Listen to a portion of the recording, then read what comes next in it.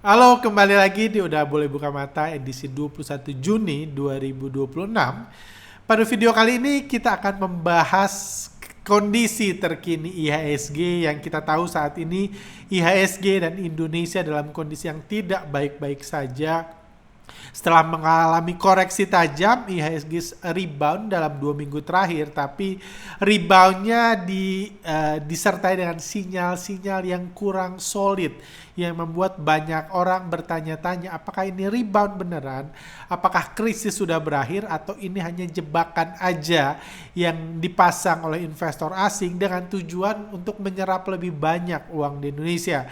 Juga tentang kondisi Indonesia dalam 2 minggu terakhir ini juga ada hal yang sangat menarik yang tidak pernah kita lihat sepanjang kepemimpinan Indonesia bergizi, sepanjang rezim Indonesia bergizi, yang kita lihat dalam 2 minggu terakhir ini ada rumor-rumor sedang terjadi transisi, sedang terjadi perubahan, atau ada dinamika baru yang sebelumnya nggak pernah kita lihat sedang terjadi. Dan mungkin kalau kita gabungkan, mungkin ini ada hubungannya dengan reboundnya IHSG, kebangkitan saham-saham konglo, dan juga beberapa saham berfundamental juga naik dalam 2 minggu terakhir ini, disertai juga kebangkitan IHSG dan kebangkitan rupiah tentunya. Jadi jujur saya pribadi, saya tahu ini materi konten yang mungkin beresiko untuk disampaikan, karena saya belum melihat ada komentator politik di luar sana yang berani menyampaikan hal yang ingin saya sharing ini, karena saya yakin akan selalu ada orang yang nggak suka dengan konten ini, dan mungkin orang yang nggak suka itu bukan orang biasa, mungkin orang yang punya power, mungkin orang yang punya kekuatan, atau punya hak untuk merubah jalan hidup orang yang tidak dia suka, seperti itu. Jadi saya juga akan sangat hati-hati sharing dari ini, dan saya coba senetral mungkin, hanya membahas data-data, fakta-fakta yang ada untuk kita hubung-hubungkan nih, dan tentunya kita bahas perubahan-perubahannya, karena menurut saya timelinenya sama tuh, sama banget timeline kebangkitan IHSG, timeline kebangkitan rupiah, dan timeline dinamika baru dari Indonesia yang sedang terjadi, yang sebenarnya sudah saya mention beberapa kali di Telegram dan di Instagram, dan karena responnya masih adem-adem aja, coba saya perjelas lebih dalam di podcast ini. Oke, langsung aja. Jadi podcast terakhir kami dirilis itu tanggal 6 Juni lalu, ketika IHSG lagi turun-turunnya, sedang menyentuh 5.600, udah turun. Setelah itu IHSG masih turun sehari, lalu langsung rebound secara luar biasa sepanjang minggu lalu, dan seminggu terakhir sempat naik dan terkoreksi dalam 3 hari terakhir, seperti itu. Jadi saya mundur dulu ke belakang apa yang udah kita bahas pada saat itu di awal Juni, di masa kejatuhan IHSG di sini sampai akhir podcast ini, reboundnya dan seminggu terakhir. Tanggal 1 dan 6 Juni kemarin, di minggu pertama itu ada banyak berita menarik, berita yang kami bahas pada podcast sebelumnya. Dadan MBG ditangkap, ini juga pertanyaan pertama, ada apa dengan MBG? Juga tanggal 1 Juni ada aturan ekspor satu pintu dirilis oleh Danantara, sumber daya alam harus via Danantara, walaupun sampai sekarang saya masih mempertanyakan itu benar-benar dilaksanakan atau enggak. Dan jujur ini dua hal yang memicu reaksi lainnya. Ditangkapnya Dadan MBG itu membuat pertanyaan saya tentunya pertama, ada apa dengan MBG? Karena Dadan MBG ini menurut saya sebelumnya diprediksi ini salah satu calon wakil presiden dalam pemilu selanjutnya, karena ini orang penting dalam rezim Indonesia bergizi. Panglima terdepan yang masuk ke desa-desa ini adalah Pak Dadan ini. Karena dialah yang berjasa membangun begitu banyak dapur MBG, mendistribusikan dapur MBG ke orang-orang penting di setiap daerahnya, yang membuat rezim Indonesia bergizi jadi salah satu rezim yang paling menarik, paling kuat menurut saya dalam sejarah Indonesia. Itu yang sudah berulang kali saya katakan, dan menariknya ketika ditangkap ini tentunya dipertanyakan ada apa. Tapi untungnya minggu lalu pada podcast tadi kami bahas, sehari setelah ditangkap ternyata tetap ada MBG Mega Party di Bukit Sentul, di mana para pemilik dapur MBG masih dengan bahagianya, dengan sukacita, dengan penuh kemakmuran merayakan bersama Pak Prabowo yang sering disebut CEO MBG untuk merayakan keberhasilan MBG, keberhasilan rezim Indonesia Bergizi. Jadi pada saat itu sampai podcast terakhir saya nggak khawatir dengan masa depan teman-teman influencer saham, teman-teman pengusaha yang punya dapur MBG. Saya nggak khawatir dengan hal tersebut, walaupun saya sendiri nggak punya dapur MBG ya. Kayak gitu saya nggak khawatir, tapi saya juga mempertanyakan kenapa bisa jenderal terdepan ditangkap itu, kenapa bisa salah dia apa? Karena seminggu sebelumnya beliau masih dipuji-puji oleh penguasa rezim, tiba-tiba ditangkap, itu dipertanyakan. Kalau isunya jual beli dapur MBG, bagi-bagi titik, itu kan cuma kejaksaan dan KPK yang nggak tahu kan. Kalau orang-orang di lapangan sudah mendengar itu sejak lama, nggak pernah ditangkap-tangkap kayak gitu. Oke, juga aturan ekspor satu pintu itu memicu wacana besar yang kami rilis waktu itu, udah kami sanggah, tentang sel Indonesia. Katanya IHSG hancur, rupiah hancur karena Singapura mau menghancurkan Indonesia, karena sel Indonesia. Itu wacana, narasi yang kami tertawakan, yang kami bahas secara detail, itu nggak masuk akal terjadi. Dan ternyata sekarang nggak ada lagi tuh yang ngomong Singapura sedang menghancurkan Indonesia dan lain-lain, karena kenyataannya memang nggak ada urusannya. IHSG bisa rebound aja, emangnya kebijakan ini dihentikan? Kan enggak juga. Itu narasi yang dibuat oleh oknum-oknum atau penguasa-penguasa di negeri ini untuk kepentingan mereka. Tentunya nggak ada hubungannya sama Singapura. Kejatuhan IHSG, kejatuhan rupiah itu nggak ada hubungan langsungnya secara Singapura, atau itu bukan upaya yang dilakukan Singapura untuk menjatuhkan kita. Ini masalah yang jauh lebih kompleks dari itu. Tanggal 1 sampai 5 Juni lalu kita lihat saham-saham dijual secara luar biasa. BBCA investor asing jualan 2,2 triliun, retailnya beli 783, TPIA 2 triliun, BRI 1 triliun. Sepanjang 1 minggu investor asing berhasil membawa pulang uang sebanyak 9,3 triliun rupiah. Kayak gitu.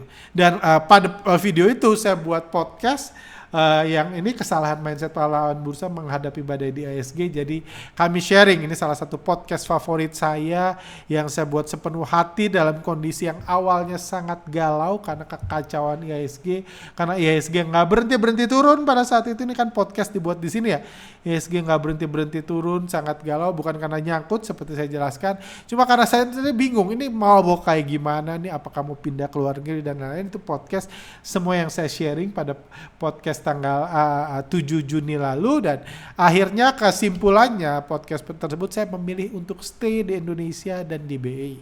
Saya memilih untuk itu, saya sudah terpikir mau memindahkan modal dan lain. Ada teman saya sudah memindahkan asetnya ke negara lain dan lain, tapi saya memilih oke, saya stay aja. Kalau IHSG hancur, ya udah saya akan tunggu ada opportunity balik. Saya nggak memilih untuk cari duit di negara lain, di bursa lain. Itu kesimpulan saya salah satunya pada itu, untuk menunggu aja. Saya juga menjelaskan di situ, menjelaskan secara detail bahwa salah satu cara paling mudah untuk IHSG rebound, untuk IHSG bisa naik adalah kalau lokal berhenti beli saham-saham yang dijual asing. Saya menjelaskan kalau lokal stop beli, maka IHSG akan di markup. Saya jelaskan itu pada video sebelumnya. Kalau ada punya waktu kosong belum nonton, silakan nonton. Saya jarang mengatakan podcast saya buat sepenuh hati, dengan niat, dengan pemikiran. Menurut saya ini salah satu podcast yang sebuat itu gitu. Juga saya mengajarkan mindset untuk bisa melihat fakta dan tidak termakan narasi yang dibuat untuk menjadikan Anda pahlawan bursa. Saya katakan bahwa narasi di luar sana itu mayoritas adalah narasi yang dibuat untuk kepentingan, dan kepentingannya apa? Menjadikan Anda pahlawan bursa, menjadikan Anda penerima MBG. Itu narasi di luar sana nggak salah tentunya. Karena yang punya dapur MBG butuh orang penerima MBG. Yang punya dapur MBG, yang punya duit, tentunya punya narasi untuk menjadikan Anda ini kan, nggak umumnya orang yang punya dapur MBG nggak pengen buat narasi untuk menjadikan Anda pemilik dapur MBG kan. Logika aja. Nggak mau dong, nanti lu jadi pesaing gua. Yang punya duit, punya dapur MBG, akan punya narasi untuk menjadikan Anda penerima MBG. Begitu juga ya, nggak heran kalau beberapa influencer saham yang kita ketahui kan memang punya dapur MBG kan. Seperti itu karena memang ditawarin, saya juga sempat cerita, saya juga sempat ditawarin.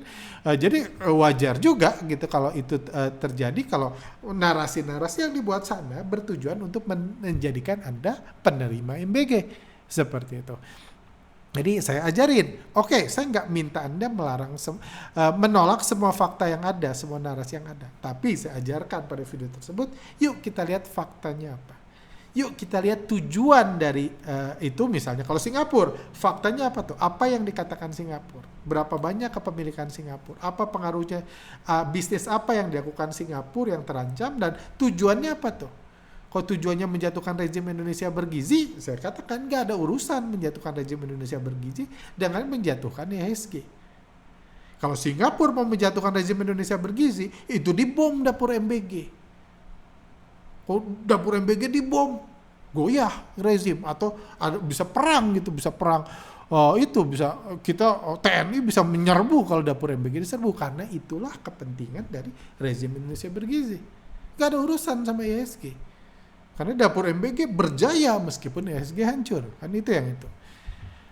Dan juga saya juga mengatakan saya akan sabar menunggu pembalikan arah IHSG. Waktu ngomong itu jujur karena saya nggak tahu berapa lama saya menunggu. Saya udah buat rencana, bahkan rencana itu akhirnya lumayan bukan mengganggu lah ya, memenuhi kesibukan saya. Makanya 2 minggu saya ini karena saya udah buat rencana, saya buat program buat BA Guru yang saya membantu guru-guru melanjutkan proses pembangunan sekolah, juga mau launching ulang ngatur duit dan lain-lain. Dan karena saya mempersiapkan diri, saya nunggu aja deh.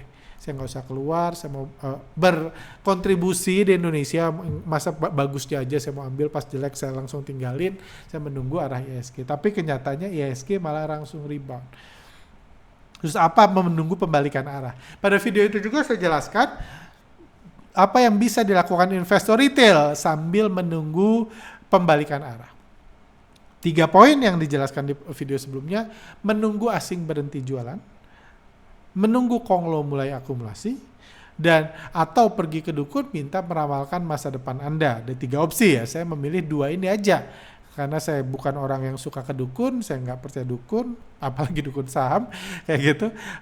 Ini jadi saya nggak ini. Jadi saya memilih untuk santai menunggu daripada pergi ke dukun. Kalau saya, beberapa ini pergi ke dukun, ada yang bilang Agustus belinya, ada yang bilang Oktober, bebas lah namanya dukun.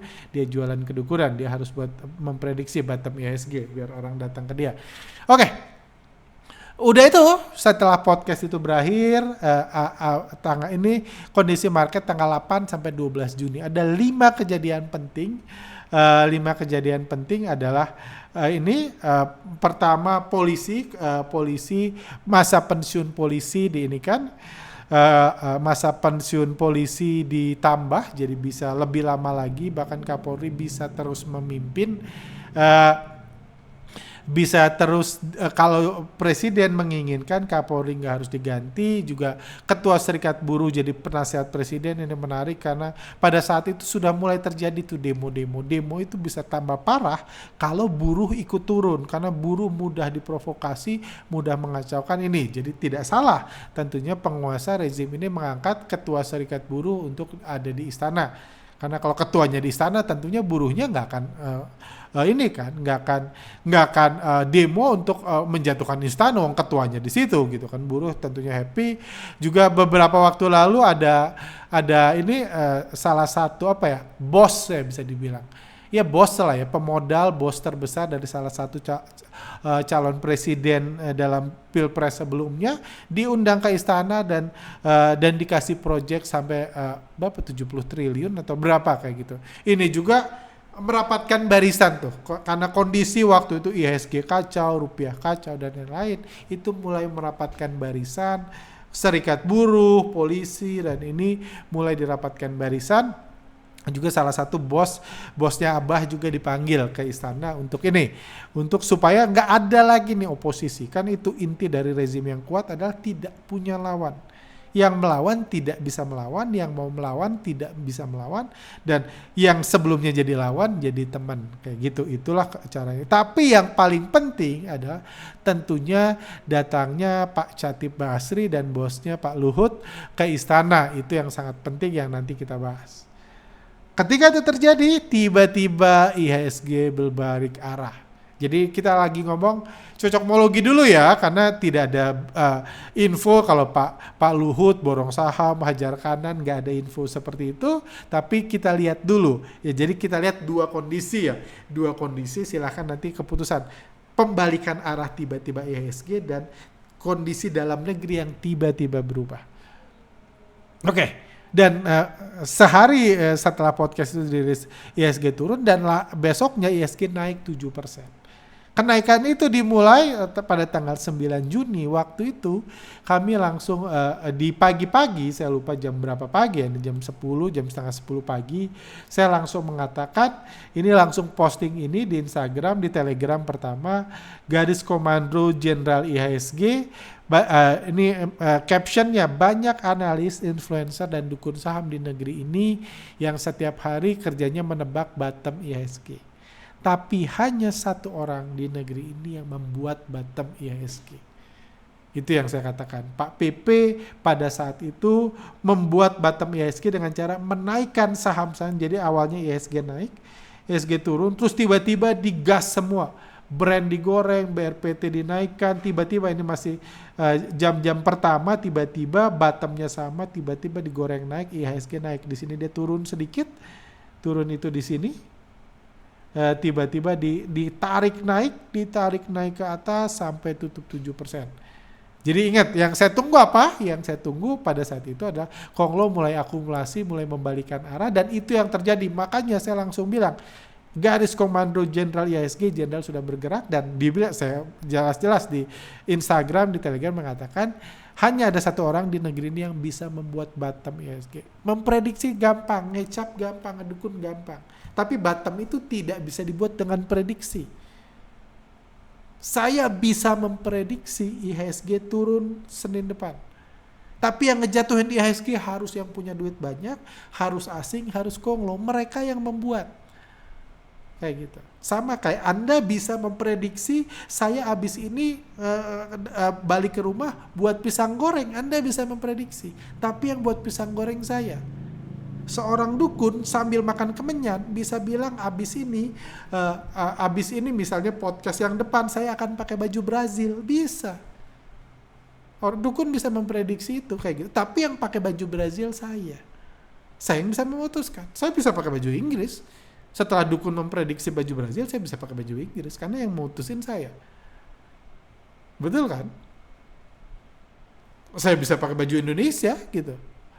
Bisa aja kayak gitu. Jadi hal itu, jadi di sini saya katakan itu yang penting bagi Anda. Makanya saya hanya menunggu Jenderal kembali menggoreng IHSG karena ya analis, influencer, dukun bisa memprediksi, yang bisa membuat di Indonesia cuma satu ya, Pak PP ini. Dan di kebangkitan IHSG itu kita lihat dimotori oleh saham-saham. Ini adalah saham-saham yang ngasih kontribusi paling besar kenaikan IHSG. Nomor 1 BCA, nomor 2 Brand, ini minggu ini tanggal 8 sampai 12 Juni. Nomor 3 Tepia, nomor 4 BMRI, nomor 5 DSSA, Aman, BBRI, BRPT, BNI, PANI. Jadi sama disebabkan yang menaikkan IHSG cuma dua kan, asing atau lokal kan, atau Konglo lokal. Asing, Konglo lokal, asing, Konglo lokal, asing, Konglo lokal. Itulah itu yang, bahkan di podcast sebelumnya saya bilang, Saskap di joget-joget aja nggak bisa buat IHSG naik. Itu saya udah jelaskan. Kurang fenomenal apa Saskap di joget-joget. Itu nggak bisa buat IHSG naik. Kalau yang bisa naik cuman asing. Dan itulah mekanisme, itulah fakta yang harus kita ngerti. Kalau kita tahu fakta itu, yang saya jelaskan podcast, kita nggak akan percaya dukun. Bukan karena Anda taat beragama, bukan. Anda nggak percaya dukun karena faktanya bukan dukun yang naikin. Kayak gitu. Anda nggak akan ke gunung apa untuk berdoa supaya IHSG naik, karena yang naikin bukan orang di gunung itu. Kayak gitu. Itulah faktanya yang bisa naikin asing dan konglo lokal. Ini faktanya yang naikin IHSG 8-12 Juli ya ini sahamnya. Oke. Menariknya lagi, tapi yang serunya lagi adalah yang membuat orang bingung, saya juga sempat bingung adalah ketika IHSG naik, asingnya jualan 6 triliun. Itu juga fakta. Seperti saya bilang, foreign flow adalah analisa fakta. Bandarmologi adalah analisa fakta, analisa data. Hanya karena IHSG naik, bukan berarti saya bilang asingnya bisa beli. Enggak. Karena asing beli jual itu ditentukan sama data. Kenyataannya ini menarik. Ketika IHSG naik, asingnya jualan 6 triliun. Tanggal 6 sampai 18. Jadi menarik, ininya menaik. Oke, kenapa seperti itu? Kita tahu brand Tepia itu digoreng sama konglo lokal. Kalau asingnya jual, konglo lokal yang beli, konglo lokalnya punya kepentingan lebih, bisa naik. Oke. Kita tahu brand Tepia, DSSA, aman, itu yang memang efek MSCI keluar dari MSCI kita sudah prediksi, sudah kita bahas sebelumnya, itu yang menyebabkan ini naik. Cuma pertanyaan kok BCA bisa naik? Kok Mandiri bisa naik? Kok BRI bisa naik? Padahal asingnya jualan. Fakta juga gitu. Itu yang banyak yang ditanyakan, banyak haters, bahkan minggu lalu saya tadinya niat buat podcast, orang semua nanya itu, sekarang saya bahas. Jadi kok bisa? Karena bagaimanapun data menunjukkan kenaikan IHSG salah satunya karena kenaikan BCA. Terus saya coba pelajari tuh. Karena overall sejak di sini kalau lihat, sejak reboundnya BCA memang asingnya masuk, betul. Memangnya asingnya masuk, tapi di 2 hari pertama asing masuk ini, itu 2 hari pertama overall kita lihat ini grafik foreign flow-nya kan naik, berarti asingnya masuk. Dia beli lebih banyak dari dia jual, tapi 2 hari ini ketika rebound ini asingnya masih jualan. Itu yang buat orang bingung. Kok bisa asing jualan, BBCA naik? Emangnya bandarnya lokal? Kan ini kan. Kenapa? Kan di sini asing jualan artinya lokal beli, itu faktanya kan. Kenapa lokal beli bisa naik? Karena kalau lokal beli bisa naik, harusnya BCA nggak turun. Harusnya BCA di sini juga lokal beli, di sini lokal beli, di sini lokal beli. Kenapa dulu lokal beli BBCA turun? Kenapa di sini lokal beli BBCA naik? Yang aneh apa nih? Argumennya kan mungkin ada buyback hajar kanan. Mungkin itu sharing, ada orang tanya, benar juga. Mungkin Mas Dani Untoro tiba-tiba dapat duit dari APBN dipakai hajar kanan BBCA. Mungkin kita cuman berargumen karena kita bukan pelaku kan. Kayak gitu. Mungkin A, mungkin B. Tapi waktu itu saya jelasin di Instagram, kita lihat siapa sih yang naikin. Tanggal ini dan ini mari kita bahas. Dan kalau kita lihat data BBCA minggu itu ada fakta yang sangat menarik. Minggu itu berapa banyak transaksi asing di BBCA? Minggu ini nih. Kenaikan ini dari sini sampai sini. Berapa banyak transaksi asing di BCA? Transaksi asing di BCA minggu itu 22 triliun. Oke? 22 triliun.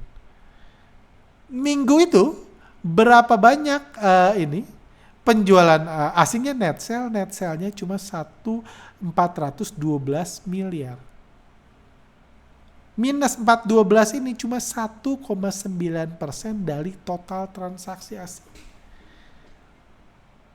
Jadi lucu ya, 22 triliun itu transaksi beda, biar Anda yang belum biasa kayak gini. Di nomor 1 asing itu di BRI, asing itu jualan transaksinya 8,7 triliun, dari situ dia jualan 1,9 triliun. Dari 8 triliun dia kan jual beli netnya dia jualan 1,9 triliun. Ini 22%. BMRI udah aneh, dari 7 triliun transaksi asingnya net sale-nya 500 miliar. Ini lebih aneh lagi. Jadi artinya apa? Let's say biar simpel ya kalau Anda bingung. Asing transaksi 22 triliun itu artinya apa? Dia beli 11 triliun, dia jual 11 triliun. transaksi minggu itu ya, ada asing beli 11, biar gampangnya, asing beli 11,4 triliun, asing beli 11 triliun, jualan 11,4 triliun, jadi netnya 400 miliar. Itu artinya, jadi ini sangat aneh, sangat gak masuk akal. Jadi asing transaksi gede banget, tapi netnya kecil, jadi dia tukeran sama dia. Dan itu terlihat jelas nih, tanggal 8 sampai 9 ini. Nah kita bahas, jadi inilah itu. Jadi asing selanjutnya beli, tapi 2 hari ini nih, 2 hari di sini dia jual beli sesama mereka sampai seminggu 22 triliun dan netnya cuma 412. Jadi ini transaksi yang kita lihat. Ini kita lihat kenaikannya 9 sampai 10 Juni pas rebound BBCA. Ini menarik. Kenapa? Pas rebound BBCA, siapa yang naikin BBCA? Yang naikin adalah yang hajar kanan, yang beli, top buyer. Yang naikin hanya yang beli. Jadi kalau yang ketika naik ini yang borongnya lokal, yang borong top bayarnya di sini XL, CC, NI atau KK kayak gitu, retail pahlawan bursa, berarti kita bisa mengatakan yang naikin BBCA adalah retail. Kenapa? Karena yang paling banyak beli, yang hajar kanan, yang ngeborong itu retail. Tapi faktanya menarik, ketika 2 hari ini naik, Anda lihat ini data ya. Yang paling banyak beli AK. Ini asing, merah ini asing. Yang kedua itu BB. Yang ketiga YU, KZ, BK. Ini saya pakai format lain, saya punya sistem untuk membantu Anda mengajarkan ya. Jadi yang beli semua broker asing, jadi yang menaikkan BBCA dalam 9 sampai 10 Juni itu asing. Yang hajar kanan asing. Asing beli, makanya bisa naik. Seperti saya bilang, asing beli menaik. Cuma kalau asing beli, siapa yang jual? Yang jual juga asing. AK, ZP, TP ini yang jualnya. Yang jualannya juga asing. Jadi ini sesuatu yang sangat menarik. Ini toolsnya. Ini yang paling atas bukan AK ya, yang paling atas RX. Ini yang benar. Saya bingung kok AK-nya 2 kali. Ini RX, silahkan 1 juta lot, silahkan cross check di broker summary masing-masing. Mungkin ini toolsnya masih salah. Ini RX, BB, YU, KZ, ABK. Ya ini benar. Ini brokernya. Yang jualnya adalah AK, ZP, TP. Jadi dia yang beli, dia juga yang jual. Kalau di bisnis kuliner adalah pemilik restoran menyuruh meminta teman-temannya datang penuhin restoran gua, biar restoran gua kerasa rame. Yang kenapa datang nanti, tenang gua reimburse duitnya. Kurang lebih itu yang terjadi, itu yang dalam ilmu foreign flow disebut markup. Secara ini dia jualan, lebih banyak jual ternyata daripada beli. Jadi lebih banyak jual daripada beli, tapi itulah cerita di balik kenaikan. Besoknya harga naik lagi nih. Yang beli RX, ZP, ada NI itu biasa dipakai retail, YU, BK itu asing, ada KZ juga beli. Yang jual di sini CC. CC ini Mandiri Sekuritas. Tapi kenapa toolsnya ngasih bintang? Karena CC ini setelah dicek, ini Mandiri Sekuritas tapi digunakan oleh asing. Pada hari ini ya, pada tanggal 11 Juni 2026. Di BBCA, 90% dari transaksi ini dilakukan oleh asing. Jadi ini dianggap asing juga. AK jual, TP jual. Jadi kembali lagi, dia jual, dia beli. Dia markup. Besoknya juga ZP, KZ, BB, AK, mayoritas bayarnya yang buat tetap naik ini, yang jual CC, BK, YU yang jualan. Dan ini juga di-highlight karena 110%-nya asing. Artinya apa? 110% asing. Jadi pada saat itu asing jualan pakai CC itu kurang lebih 340.000 lot. Pakai CC. Tapi karena lokal beli 10%-nya, beli 40.000, beli 30.000 lotnya.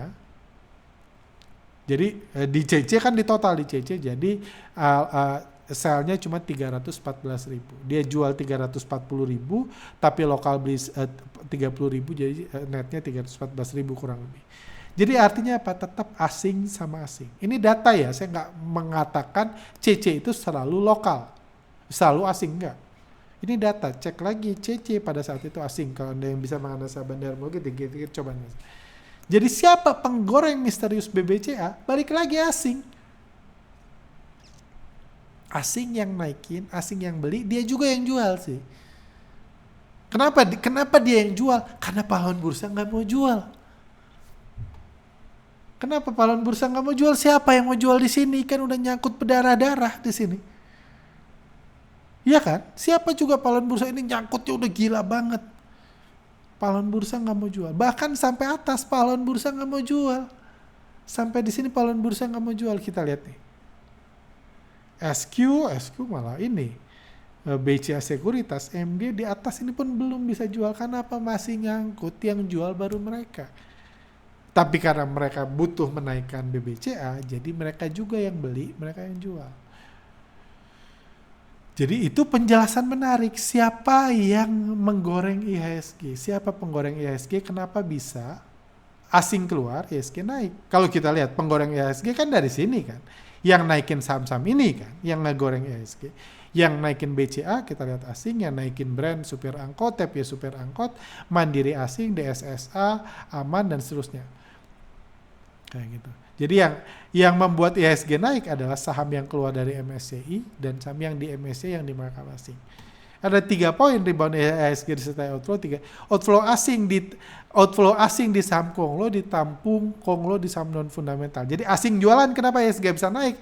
Karena yang dijual asing di saham brand, Tepia itu ditampung oleh Konglo lokal. Silakan analisa sendiri biar nggak terlalu panjang. Banyak yang komplain video saya terlalu panjang. Di saham non fundamental juga yang membuat IHSG rebound adalah markup asing di saham fundamental. Asing jual besar, tapi asing juga menjadi buyer terbesar. Jadi mereka bisa naikin harga. Karena hanya dengan jual belilah mereka bisa beli. Tapi pertanyaannya, apa yang menjadi penyebab kebangkitan IHSG tiba-tiba yang dimotori Konglo lokal dan investor asing? Kalau Anda perhatikan video podcast kami, Telegram kami, pembahasan kami di Instagram, ketika IHSG turun ini kami berulang kali memohon, baca aja, memohon ke supir angkot, tolong dong goreng IHSG, tolong goreng IHSG, bangkitkan saham non fundamental, bangkitkan saham yang nggak ada kantornya, supaya apa? Supaya harkat dan martabat IHSG bisa pulih. Itu yang saya katakan berulang-ulang kali. Dan puji Tuhan, itu jadi kenyataan. Konglo lokal berbaik hati membalikan IHSG. IHSG sampai rebound. Tapi yang di luar ekspektasi saya waktu itu nggak expect asing tiba-tiba itu. Tapi asing juga bahkan berbaik hati memarkup IHSG. Pertanyaannya kenapa? Kenapa nggak dari kemarin-kemarin? Kenapa nggak dari awal Juni? Apa yang berubah di negeri ini? Sampai Konglo lokal dan asing yang sampai minggu sebelumnya kompak menjatuhkan IHSG tiba-tiba berbalik arah. Itu yang jadi pembahasan kami. Jadi 2 minggu ini saya hanya bahas di Instagram dan Telegram karena nggak ada waktu buat podcast. What happened to the IHSG and what changed? Apa yang berubah? Ini kami bahas. Apa yang sebenarnya berubah 1 minggu terakhir? Kenapa tiba-tiba Konglo lokal mau menyelamatkan IHSG dengan cara menggoreng saham mereka? Lalu mengapa investor asing kembali masuk dan menggoreng saham-saham dagangan mereka? Silakan, ini sharing, saya nanya. Jadi waktu itu kira-kira. Oke. Apa yang berubah? Ya, di market pergerakan berubah. Tapi pertanyaannya, apakah di luar ada perubahan? Apakah ekonomi berubah?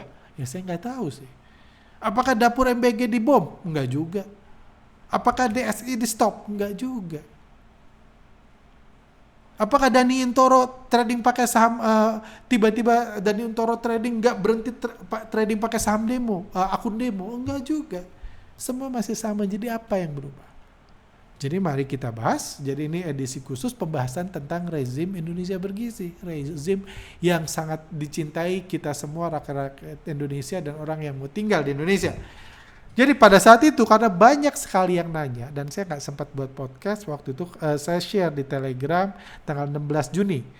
Setelah rebound tanggal 12, ini Seninnya kan, rebound kan sampai tanggal 12 tuh. Udah itu Seninnya saya bilang, ini di Telegram ya.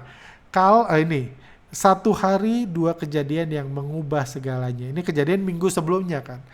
Nah ini penjelasan saya. Kalau diminta menebak apa yang membuat IHSG tiba-tiba berubah arah, menurut kami kembalinya beliau ke istana adalah hal penting signifikan yang terjadi di negeri ini dalam 2 minggu terakhir. Jadi hal paling penting adalah kembalinya Pak Luhut ke istana. 2 hal penting yang merubah segalanya dipanggil ke istana. Waktu itu Pak Luhut dan Chatib Basri ketemu ke istana, ketemu Pak Prabowo dan Seskap Teddy di istana, kayak gitu. Dan kata kuncinya waktu itu, kalau teman-teman di sini yang ini nanti ada pertanyaan, saya udah baca jadi saya sekaligus jawab. Pada saat itu harapannya apa tuh? Kalau sebelumnya kan harapan saya tolong dong Konglo, tolong selamatkan harkat martabat IHSG, tolong supir angkot, tolong goreng saham non fundamental. Waktu itu harapan saya itu. Ini harapan saya selanjutnya nih, tanggal 15 Juni. Besar harapan kami kedepannya tokoh-tokoh yang badannya kurus, kurang bergizi, akan fokus bekerja mengurus ekonomi asing dan konglo lokal. Sementara yang gemuk dan bergizi fokus membuat konten. Itu pembahas yang kami bahas tanggal 15 Juni lalu. Ada beberapa terutama alumni yang ngerti yang saya maksud, ada juga yang nggak ngerti. Silakan pakai fakta, pakai ini untuk ini. Dan tiba-tiba tuh setelah kejadian ini banyak kejadian-kejadian aneh yang agak di luar ini. Di luar sesuatu yang nggak pernah kita lihat sejak berdirinya rezim Indonesia Bergizi. Ini Pak Gibran ini bagi yang lupa ini wakil presiden waktu pemilu lalu. Wakil presidennya itu bukan Seskap Teddy. Waktu pemilu yang dipilih itu Gibran. Kayak gitu. Saya menyampaikan ini mengatakan saya menyampaikan komitmen pemerintah untuk terus menyempurnakan berbagai macam. Ini kejadian setelah ini ya. Tiba-tiba Gibran yang adalah wakil presiden, saya menyampaikan komitmen pemerintah untuk terus menyempurnakan berbagai program dan kebijakan nasional. Ini kejadian minggu ini. Melalui ruang dialog yang terbuka serta penyerapan aspirasi masyarakat termasuk dari mahasiswa. Gibran Rakabuming Raka, wakil presiden RI. Ini sangat-sangat menarik. Kenapa? Dia bilang komitmen pemerintah. Bukan komitmen beliau ya. Komitmen pemerintah yang beliau sampaikan gitu. Artinya apa? Adalah komitmen pemerintah. Dan yang nyampein Pak Gibran. Bukan Seskap Teddy. Bukan Pak Purbaya. Bukan Pak Prabowo. Kok bisa? Padahal kalau Anda nonton salah satu stand up comedy terkenal selama setahun lebih setelah beliau diangkat jadi wakil presiden sampai mayoritas dari kita lupa beliau adalah wakil presiden, beliau jadi dianggap pengangguran, nggak kerja apa-apa. Tiba-tiba beliau menyampaikan sejak kejadian ini komitmen pemerintah untuk menyempurnakan berbagai macam program kebijakan nasional. Ruang dialog yang terbuka itu something yang aneh banget. Makanya komen kami, komitmen pemerintah sepenting ini tapi disampaikannya oleh Pak Gibran. Apa mungkin karena Pak Seskap sedang berhalangan? Beliau ini Seskap bukan. Orang dekat Pak Prabowo bukan. Kayak gitu. Purbaya bukan. Content creator bukan. Tapi beliau yang sampaikan. Apakah mungkin karena Pak Seskap berhalangan? Kemungkinan pertama. Atau memang mulai terjadi perubahan dalam tatanan pemerintahan di negeri ini sejak kehancuran IHSG dan rupiah di awal bulan Juni lalu. Ini menarik, makanya saya bilang ini sensitif dan saya yakin para buzzer-buzzer influencer saham pro dapur MBG akan menyerang saya. Cuma ya saya sampaikan aja sudut pandang saya. Saya nggak punya dapur, nggak pengen punya dapur, tapi ya saya bilang kayak gini aja. Oke. Setelah ini nggak berhenti Pak Gibran ini wakil presiden kita ini, bahkan dia buat pidato sambil elus-elus kucing. Kayak gitu. Ini menarik juga. Sepanjang sejarah negeri ini nggak pernah ada wakil presiden pidato sambil elus-elus kucing. Nggak ada. Walaupun kita tahu ada presiden di negeri ini yang punya kucing. Yang punya kucing, kucingnya disayang, tapi presiden aja di masa lalu atau di masa depan aja belum pernah pidato sampai elus-elus kucing, ini sampai elus-elus kucing. Maksudnya apa nih? Dan yang paling penting, ini kucing punya siapa? Ini kucing punya siapa ini dia elus-elus kayak gitu? Karena kalau di akhir videonya dibilang kucingnya mau kabur pas dia elus-elus Gibran itu. Masih ngebandel gitu kalau Anda nonton videonya.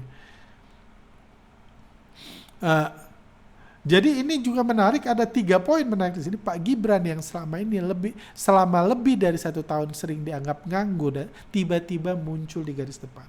Tiba-tiba bisa menyampaikan komitmen pemerintah. Tiba-tiba bisa pidato, tiba-tiba muncul dan sambil elus-elus kucing. Kayak gitu. Ini maksudnya apa? Kucing punya siapa dan pesan tersembunyi apa yang sedang disampaikan? Apa pesannya nih? Karena dia ngomongin AI sampai akhir nggak dikasih tahu hubungan kucing sama AI apa. Kalau dia yang disampaikan, dia ngomongin AI sampai saya nonton sampai akhir, cuma di akhir cuma, kucingnya mau kabur, mau turun, tapi ditangkap lagi, dielus-elus lagi, kayak gitu. Cuma itu maksudnya apa nih? Dan menariknya lagi, kemunculan beliau di garis depan ini, ngelus-ngelus kucing, menyampaikan komitmen pemerintah, bersamaan dengan bangkitnya IHSG dan rupiah. Itu juga sangat menarik. Kayak gitu. Bahkan setelah itu nggak berhenti elus-elus kucing, tiba-tiba nih, Gibran restui BGN stop MBG demi bersihkan borok tata kelola dan ini waktu yang tepat untuk evaluasi. Ini siapa beliau ini? Ya wakil presiden sih, kok bisa beliau tiba-tiba stop MBG? Selama ini kemana? Ketika rakyat teriak-teriak nggak ada. Beliau ini dadan bukan, seskap bukan. Kok bisa beliau yang restui stop MBG ini apa? Bukan cuman itu, soal lokasi Kopdar Merah Putih yang sempat viral Gibran, penentuan titik harus dikaji. Kita tahu koperasi udah ada yang di kuburan, di pinggir jurang. Saya beberapa minggu lalu naik ke gunung buat having fun, buat menghilangkan kepusingan tentang rezim Indonesia bergizi ini. Saya di gunung ketemu koperasi Merah Putih. Nggak ada yang bisa nyetop. Itu badai yang melanda Indonesia, nggak ada yang bisa nyetop penentuan lokasi, mau di tengah sawah, di atas gunung, nggak ada yang bisa nyetop. Tiba-tiba Gibran ini siapa beliau ini? Kok bisa tiba-tiba muncul? Kenapa sebelumnya nggak muncul? Sebelumnya dianggap pengangguran. Jadi itu menarik. IHSG rebound, rupiah rebound, ada kemunculan ini. Tiba-tiba tuh netizen udah 1,5 tahun nih, hampir 2 tahun mempertanyakan ini, komplain. Dia ambil motor segala macam, netizen cuman bisa diam, nggak ada yang bisa diam. Seskap Teddy cuma senyum-senyum, Pak Prabowo cuma joget-joget, nggak ada yang bisa menyetop. Tiba-tiba tuh sejak Gibran turun, tiba-tiba anggaran MBG dipangkas 70 triliun. Program MBG bakal berhenti selama libur sekolah, ini kan gila. Kok bisa senjata utama, kebanggaan rezim Indonesia bergizi kok bisa di-stop selama liburan sekolah? Kok bisa? Jadi ini dapur MBG tidak dapat insentif selama libur. Jadi hal-hal yang luar biasa terjadi ini luar biasa, pro dan kontra ya. Karena saya tipenya pro pendidikan, pro guru. Jadi saya sih happy ketika MBG di-stop selama libur sekolah, saya happy. Karena kasihan kan anak-anak yang harusnya liburan harus ke sekolah cuman buat ngambil MBG. Kayak gitu kan kasihan. Saya pro, cuma saya tahu influencer saham yang punya dapur, influencer-influencer di luar sana, media yang punya dapur tentunya nggak happy. Ya, pro kontra ya, kita sama-sama sharing pendapat aja. Yang baik mana nggak tahu, cuma ini ajaib. Ini sesuatu yang nggak pernah terjadi sebelumnya. Nggak pernah terjadi sebelumnya sejak ini di rezim ini nggak pernah terjadi sebelumnya. Tiba-tiba Luhut bahas ini, bansos digital pakai AI antisipasi kecurangan oknum. Di hari sebelumnya ini Pak Gibran elus-elus kucing sambil ngomong bijak soal AI. Tiba-tiba nih Pak Luhut dan Pak Gibran ngomongin AI, nggak ngomongin MBG, ngomongin AI. Tiba-tiba. Dan lucunya mereka ini kalau dilihat badannya kurus-kurus ya. Kayak gitu, saya bingung kayak gitu. Dan ini saya pernah sharing yang mirip ini. Instagrambusiness.com. Kalau Anda perhatikan ya. Di Instagram ini, kalau Anda punya screen cap bulan lalu, 2 bulan lalu, 3 bulan lalu, ketika IHSG hancur, ketika saham Konglo hancur, Anda lihat postnya ini, foto siapa yang penuh. Ketika rebound, kita lihat, ada 1, 2, 3, 4 foto Gibran. Kok bisa? Sampai banyak dari kita lupa beliau wakil presiden karena selama berbulan-bulan kehancuran IHSG nggak pernah muncul foto beliau. Makanya kita lupa karena nggak ada foto beliau. Oh, wakil presiden ya. Dikira kan kita seskap Teddy kan wakil presiden. Kayak gitu. Dan menariknya lagi, meskipun IHSG rebound, meskipun asing memarkup, Bloomberg keluar berita bahwa Indonesian President Prabowo Inner Circle, jadi intinya Inner Circle orang-orang dari Pak Prabowo dikatakan sebagai penyebab investor asing nggak nyaman di Indonesia. Tentunya ini. Iya, menurut saya agak keterlaluan sih seskap. Jadi emang salahnya apa?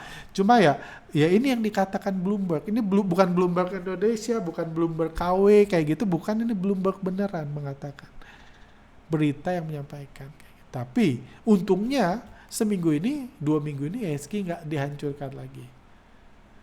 Jadi ini jadi ini sesuatu yang menurut saya ini fenomena aja ya. Saya cuma berimajinasi. Ini kemunculan Gibran dan goyahnya MBG. Ini fenomena. Kenapa MBG yang selama ini jadi ujung tombak dan tidak pernah tergoyahkan. Kita dengar dia tiba-tiba beli motor, tiba-tiba beli mobil, dapat tunjangan segini. Nggak satu pun tergoyahkan. Kenapa sekarang ini rasanya goyah sampai bisa di stop liburan? Itu kan gila ya. Bahkan sampai mau dituntut ke pengadilan katanya, karena harusnya nggak di stop. Kalau tanda tangan persetujuan dengan rezim katanya nggak di stop, tiba-tiba di stop. Dan karena Gibran merestui stop ini kok bisa? Dan ini hal ya, dan hubungan kemunculan Gibran dan kebangkitan IHSG, apakah ini hanya kebetulan atau memang sedang terjadi transisi besar di balik layar? Transisinya apa saya nggak tahu. Apakah penyebab perubahan arah? Apakah ini tiba-tiba penyebab perubahan arah? Perubahan arah tiba-tiba Konglo lokal dan asing. Karena terbukti Konglo lokal mau naikin IHSG bisa kapan aja. Terbukti kan? Komando tanggal 9 Juni yang saya sharing tadi langsung naik. Coba kenapa dia nggak mau sebelumnya? Kenapa mereka nggak kasihan? Kenapa mereka nggak nolong harkat dan martabat IHSG? Saya berulang kali di awal Juni saya bilang tolong dong selamatkan, kita cuma bisa bergantung ke mereka, please. Saya berulang kali ngomong kayak gitu, dan terbukti mereka bisa. Cuma kenapa sebelumnya nggak mau dan kenapa setelah perubahan ini terjadi ini kayak gitu. Apakah ini ada potensi dari ada transisi di balik layar? Itu juga sesuatu yang kita nggak tahu, kita hanya bisa berspekulasi. Bukan cuma itu, ada berita mungkin gak ada hubungannya. Pak Jokowi katanya akan keliling seluruh Indonesia, tegaskan siap bekerja mati-matian, gak tahu mau ngerjain apa. Dan konfirmasi akan membawa ijazah asli ke persidangan Roy Suryo dan Dr. Tifa. Ini juga menarik sebenarnya. Kenapa? Karena Indonesia tiba-tiba ini ya sebelumnya kenapa gak bisa ditangkap dan kenapa sekarang ditangkap. Roy Suryo ini juga ya, saya bukan ahli ijazah kayak gitu. Jujur, saya juga buat video ini saya takut jangan-jangan tiba-tiba nanti ada narasi untuk mempertanyakan ijazah saya asli atau palsu.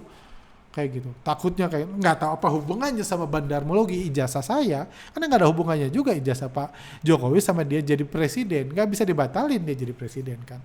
Tol nggak bisa dihancurin lagi. Kalau dia jadi presiden, dia bangun tol, dihancurin lagi presiden. Ijazahnya palsu. Cuma saya juga takut tuh. Jangan-jangan nanti tiba-tiba muncul narasi dari bazar-bazar MBG, ijazah lu palsu, buktikan gitu. Ini juga menarik dan tiba-tiba ditangkap. Ini juga hal yang kebetulan. Mungkin semua hanya kebetulan, mungkin hanya imajinasi liar saya. Tapi bagi Anda yang bagi teman-teman yang pro MBG, harus fair juga mengatakan MBG itu nggak akan jatuh dengan mudah. Mitra MBG keberatan, udah langsung dampaknya luas, mereka sudah bersatu. Mitra-mitra yang sebelumnya happy party di Sentul di podcast 2 minggu lalu dengan Pak Prabowo, sekarang udah murka, udah marah dan katanya akan menuntut ke pengadilan ini karena keberatan MBG dihentikan pas libur sekolah. Ini keberatan. Jadi ini juga memicu bisa gejolak baru nih. Saya takutnya sih libur dibatalkan. Pokoknya bulan Juni ini anak-anak harus masuk sekolah karena harus ada MBG. Takutnya kayak gitu sih. Takutnya libur dibatalkan gitu. Kasihan teman-teman di sini yang mungkin udah rencana liburan, anaknya udah happy liburan, disuruh balik lagi karena harus ada MBG. Karena sedang diproses ke arah situ tuh. Ke arah situ MBG harus hadir walaupun anak sekolah dibuang. Kalau nggak diambil buang silahkan, tapi jangan karena itu memang itulah keinginan mimpi dari pemilik dapur. Ya nggak salah juga kan, mereka juga kan punya dapur MBG untuk kesejahteraan anak dan saudara mereka kan, anak istri mereka. Jadi saat ini memang ada dua pihak yang seru nih. Kita nggak tahu siapa yang menang, kita doakan yang terbaik, yang baik buat negeri ini menang, kurang lebih seperti itu. Terus hal lain adalah demo juga, ada demo mahasiswa sekarang buat heboh. Ada demo mahasiswa anti MBG, ada demo mahasiswa pro MBG. Kayak gini, ini masyarakat turun ke jalan aksi dukung MBG gitu. Udah banyak demo yang mendukung MBG. Ini juga ada BEM Fakultas Bersatu, mahasiswa yang menyatakan konferensi pers untuk menentang demo mahasiswa. Jadi dia demo untuk menentang demo mahasiswa. Jadi ini sangat menarik, mendukung MBG, ini pendukung Pak Prabowo, rakyat bersama Presiden Prabowo, ini foto-foto Pak Prabowo, simpatisan MBG di Malang gelar demo. Jadi di sini menarik nih. Kayak gitu. Yang bergizi, yang bergizi, yang gemoy-gemoy itu bersatu, yang kurus-kurus juga ini kayak gitu. Yang menang siapa kita nggak tahu, saya cuma berdoa yang terbaik buat Indonesia, yang terbaik buat rakyat. Ini juga jadi ada petani, pedagang demo ke Jakarta untuk berterima kasih kepada Pak Presiden Prabowo Subianto. Jadi di sini kita lihat sih, yang saya harapkan damai. Yang mau MBG lanjut atau enggak itu bukan urusan saya nggak punya dapur, saya nggak bisa kayak gitu. Itu bukan urusan saya, yang saya harapkan yang damai dan cuma kita lihat aja realita yang terjadi saat ini. Kayak gitu. Tapi ya kabar hal baiknya yang membuat ini menurut saya ada juga kejadian penting ini adalah Pak Didit Prabowo, beliau ini fashion designer, ini silaturahmi dan mungkin ada koordinasi, mungkin ini imajinasi saya sedang terjadi koordinasi antara dua kubu Indonesia supaya Indonesia lebih baik dan lebih aman ke depannya. Kayak gitu, karena saya nggak tahu beliau ini mau ngomongin kucing, datang ke rumah Pak Prabowo, mau ngomongin ini sehari setelah Gibran elus-elus kucing, beliau datang ke rumah Pak Jokowi, kayak gitu. Jadi kita tentunya harap baik-baik aja, damai-damai aja, dan IHSG terus naik, terus digoreng, terus di-markup kalau bisa. Karena terbukti kan, 2 minggu ini kalau IHSG di-markup, hidup lebih baik. Fundamental bubar nggak apa-apa, yang penting IHSG naik kan. Karena itu yang saya selalu katakan, saya berharap IHSG digoreng terus. Saya bukan haters, orang mentalitas miskin yang berharap IHSG hancur, apaan. Kayak gitu. Oke, hal update menarik lain tentang rapor MSCI. Rapor MSCI tetap memberikan rapor merah, MSCI tetap di-freeze, belum ada perubahan, tetap di-freeze, asing tetap jualan, rapor merah, tetap masalah free float, nanti kita bahas. Jadi ini menariknya, jadi saya buat post Instagram, apa gunanya semua transformasi BI. BI udah transformasi, udah ada demutualisasi, udah ada pergantian dirut, ini dirut baru, dirut versi demutualisasi, udah diangkat. List saham 100%, ada HSC, ada saham-saham konglo masih keluar, tapi ternyata nggak ada gunanya, rapotnya masih sama sebelum dulu. Jadi ini timelinenya, tanggal 28 Januari MSCI nge-freeze Indonesia, memberikan rapor merah karena ada masalah transparansi, masalah free float dan lain-lain.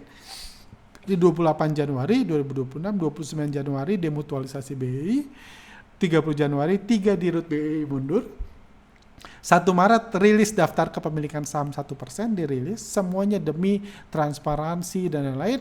1 April rilis saham HSC, daftar saham HSC. 29 Mei keluarnya saham-saham konglo utama dari MSCI yang konon katanya ada narasi katanya yang transparansinya jelek, free floatnya jelek itu saham-saham konglo. Saham konglo udah keluar dari MSCI. Tanggal 18 Juni di Rut BEI versi demutualisasi diangkat.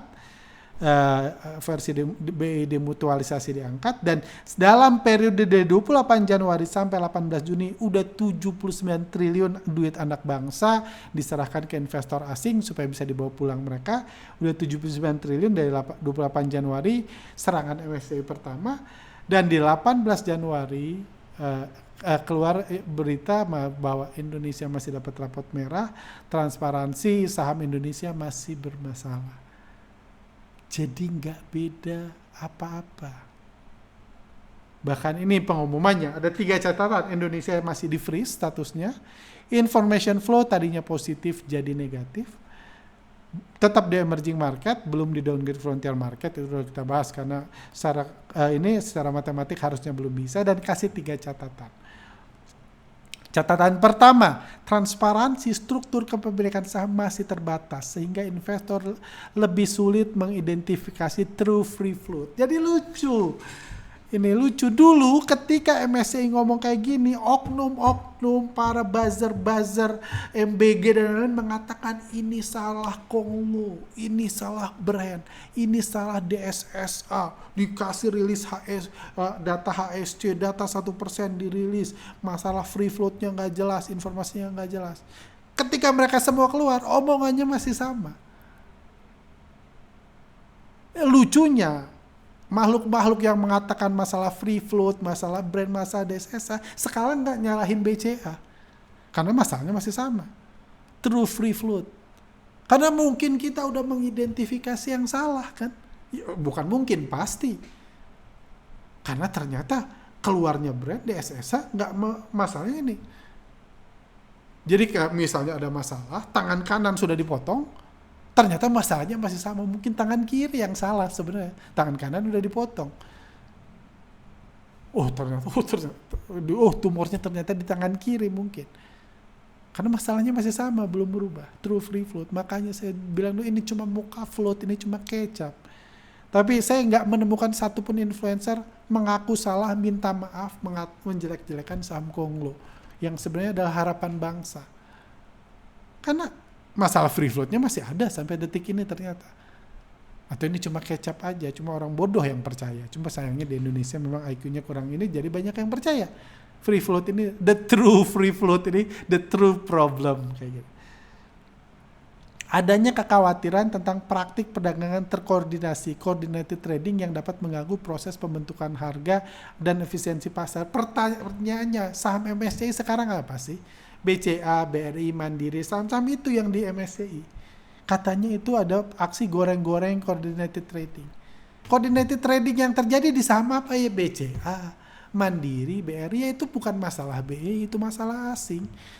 Emangnya dulu nggak digoreng BRI? Kenapa sekarang tiba-tiba masalah? Dulu dibilang kan ini karena brand digoreng, karena DSSA digoreng. Sekarang mereka keluar masalahnya masih sama. Coordinated trading, true free masih sama. Berarti ternyata ini bukan masalah brand digoreng. Ini bukan masalah cuan digoreng. Karena mereka udah dikeluar, udah tangan kiri udah dipotong, tangan kanan udah dipotong, tangan kirinya masih bermasalah, masalahnya masih sama.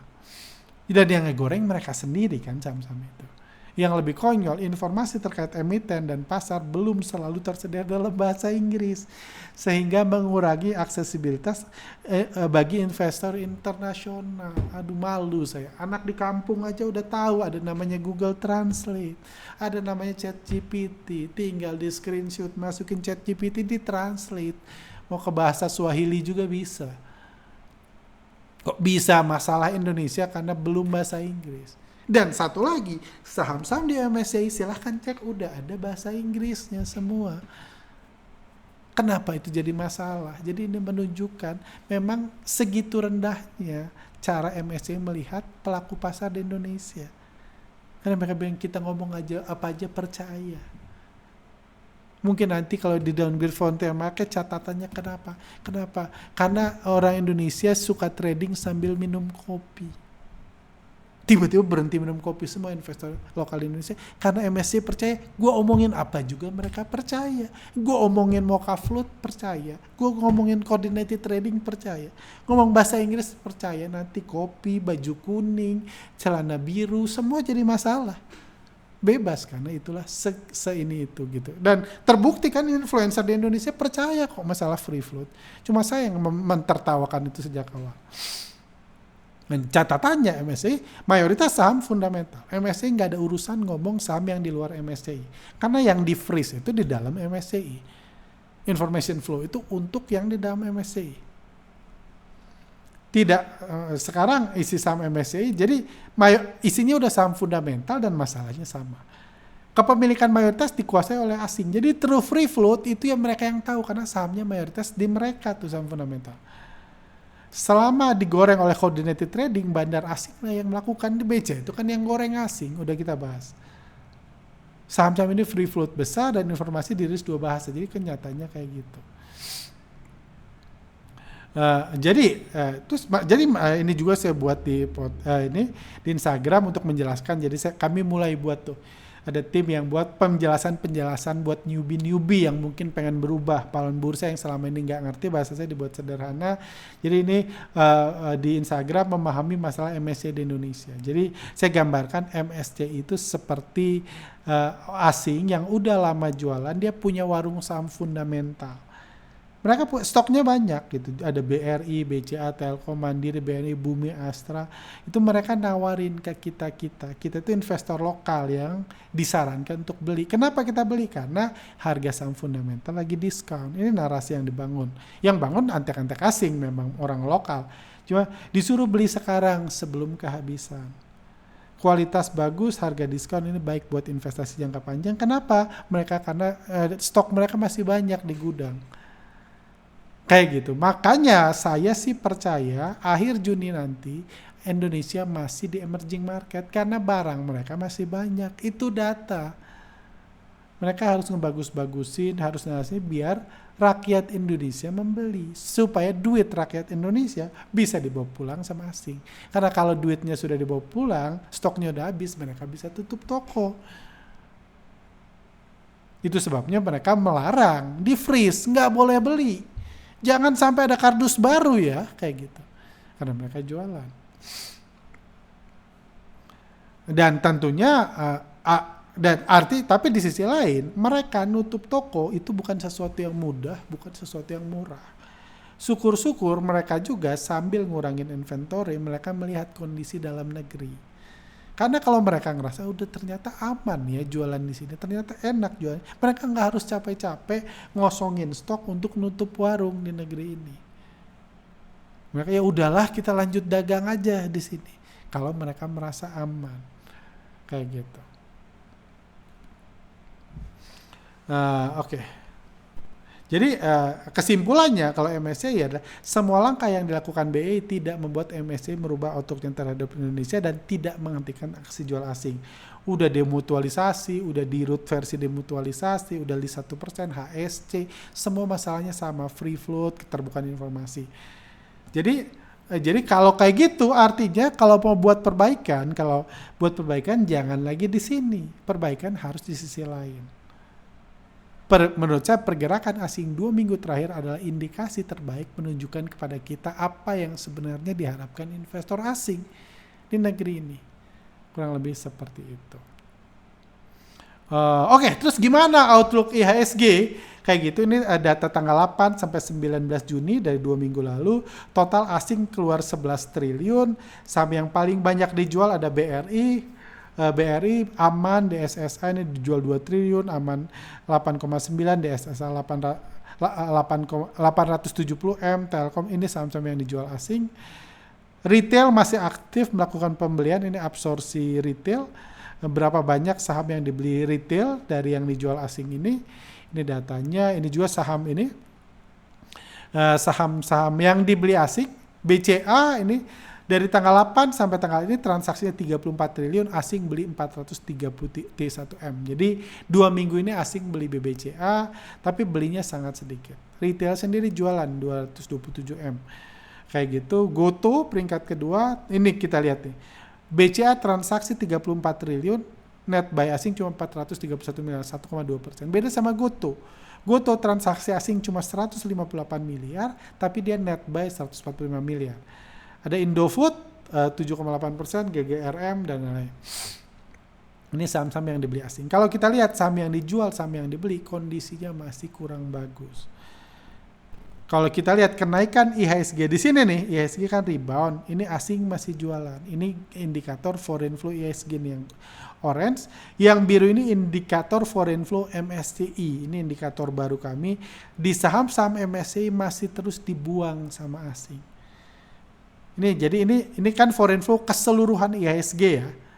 Ini foreign flow di saham-saham MSCI. Jadi masih bisa dikatakan asing masih terus menjual saham-saham yang ada di list MSCI mereka dan searah. Jadi kenaikan IHSG 2 minggu terakhir itu disertai outflow asing terutama di saham-saham yang berada dalam MSCI. Kita lihat kesimpulannya, aksi markup sebenarnya sudah terjadi 3 kali dalam 3 bulan terakhir. Jadi kalau kita lihat IHSG naik tanpa ada inflow, itu udah kejadian di sini nih. Kalau Anda lihat kan, di sini IHSG naik, asingnya turun. Di sini IHSG naik, asingnya turun, MSCI-nya turun. Di sini IHSG naik, ininya turun. Seperti itu. Jadi ini masih merupakan aksi markup. Jadi kesimpulan saya untuk IHSG, kenaikan saat ini hanya merupakan markup yang dilakukan oleh asing dan tidak dimanfaatkan oleh profit taking pahlawan bursa. Menariknya di atas ini kita nggak lihat pahlawan bursa yang sering, pahlawan bursa kan selalu ngaku beli di sini kan. Kapanpun IHSG rebound, pahlawan bursa itu salah satu ciri-ciri, saya pernah ajarkan beberapa ciri-ciri pahlawan bursa. Salah satu ciri-ciri pahlawan bursa itu dia selalu beli di titik terendah. Jadi harusnya pahlawan bursa itu cuma beli di sini. Tapi titik terendah itu ada banyak kan. Ini juga titik terendah. Jadi mereka beli di sini juga. Ini juga titik terendah di sini. Pada saat itu ini terendah kan. Di sini beli, di sini beli, di sini beli, di sini beli, sampai di sini beli, di sini beli dan di sini beli karena di sini rebound. Jadi dia bilangnya cuma beli di sini kan. Beli di titik terendah. Tapi menariknya ketika rebound ini pahlawan bursa nggak profit taking.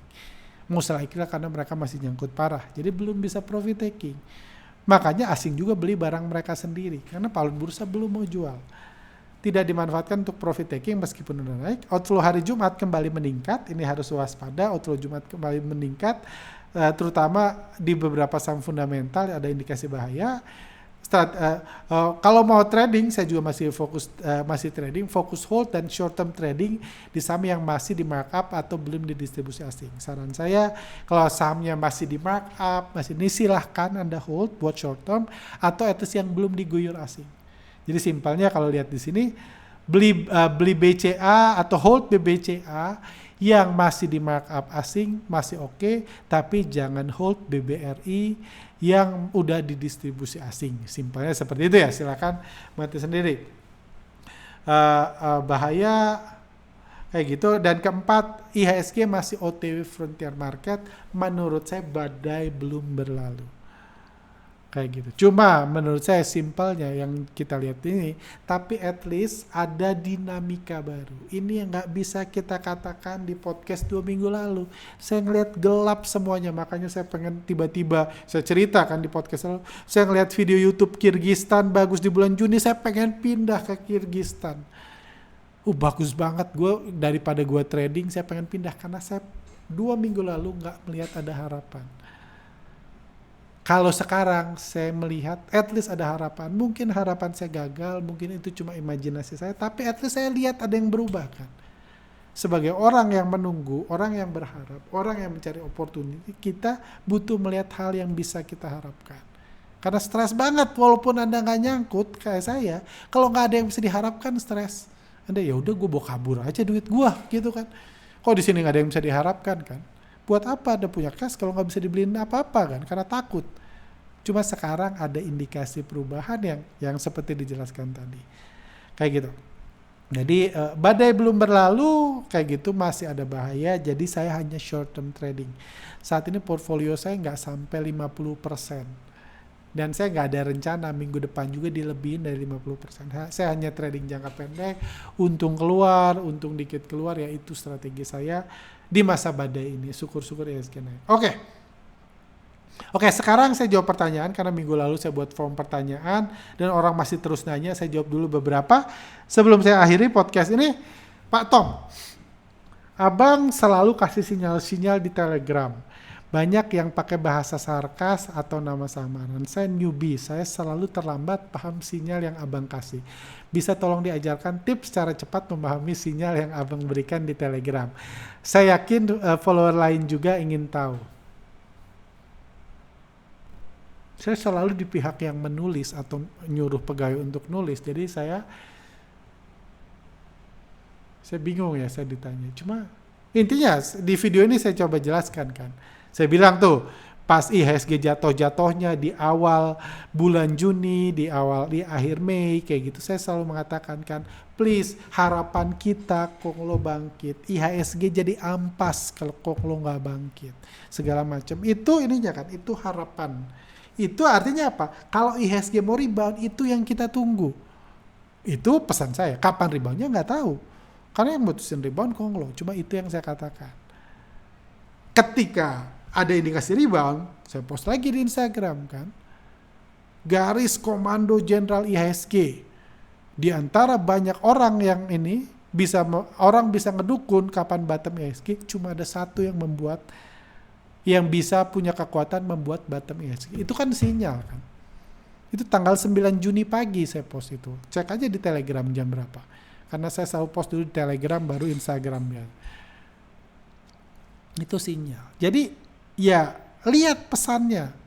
Mungkin tips satu lagi adalah ini karena saya mungkin ini nolong karena saya pernah ada orang curhat ke saya.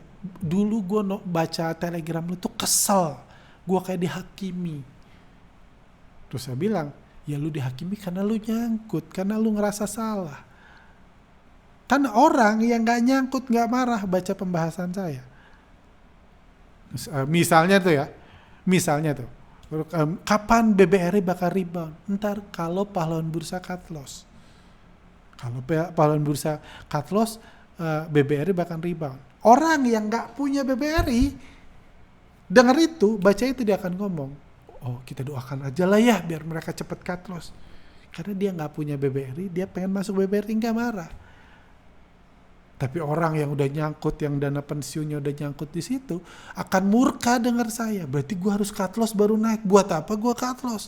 Orang gila, pengajar sesat. Karena lu bacanya pakai perasaan. Jadi menurut saya, kalau ya saya nggak bisa merubah kebenaran kan. Saya nggak bisa bilang BBRI akan rebound kalau lu terus beli, berarti itu sedang merubah kebenaran. Itu sedang ajaran sesat. Karena terbukti kalau pahlawan bursa beli, BBRI makin hancur. Tapi banyak orang memilih seperti itu untuk supaya dia jadi populer, dia viral, banyak yang mau ikut seminar dia. Kalau saya nggak mau merubah kebenaran. Kebenarannya lokal jual, BBRI naik. Siapa lokal? Mayoritas yang beli BBRI pahlawan bursa, berarti pahlawan bursa jual, BBRI naik. Kalau di harga sekarang jualan berarti pahlawan bursa cut loss. Itu semua kebenaran. Jadi kalau Anda mau mengerti, coba baca tulisan saya dengan tanpa emosi. Saya nggak kenal Anda kok. Misalnya Pak Tom, saya nggak kenal Pak Tom. Saya nggak menulis itu untuk dengan tujuan menghina Pak Tom. Kenal aja nggak. Saya cuma kasih fakta. Ada orang yang benci, saya bilang, oh, selamatkan Konglo, tolong. Itu ada bilang, wah lu menjelek-jelekan Indonesia lu. Dasar lu budak Konglo, penjilat Konglo. Enggak kok, itu fakta aja. Karena orang emosi, dia murka sama Konglo ketika dibilang itu emosi, itu cuma kebenaran kok gitu. Jadi kayak gitu, baca tanpa emosi. Saya nggak sedang ngomongin Anda mau cut loss, mau enggak, mau beli enggak, saya nggak ada urusan sama sekali. Itu cara mudah untuk membaca. Coba baca dari sudut pandang orang lain. Anggap orang yang cuma baru ngerti baca, nggak punya saham baca. Itu paling gampang. Karena jelas kok gitu. Cuma kadang-kadang karena emosi, jadi Anda mikirnya yang lain. Makanya sekarang kami buat gambar-gambar kartun gitu buat membantu orang membaca tanpa emosi, biar lebih cepat ngerti, biar pintaran dikit. Pak Javier, langsung aja, menurut pengalaman abang, apa tips cari profit ketika saham sedang di markup tanpa akumulasi sebelumnya? Oke. Ini mirip Pak Jeff, bagaimana cara memprediksi kapan bandar perlu melakukan aksi markup? Pertanyaan kedua lebih gampang. Saya jawab pertanyaan kedua dulu. Markup, bandar perlu melakukan markup kalau barang dagangan mereka nggak laku lagi. Atau omset mereka mulai berkurang. Sesimpel itu. Orang kalau dia punya resto satu, di restonya waiting list, nggak kelayanin, orang berbondong-bondong beli restonya, dia nggak akan mikir marketing kok. Kita tingkatkan budget marketing ya, biar tambah panjang waiting listnya, ngapain? Dia fokus jualan.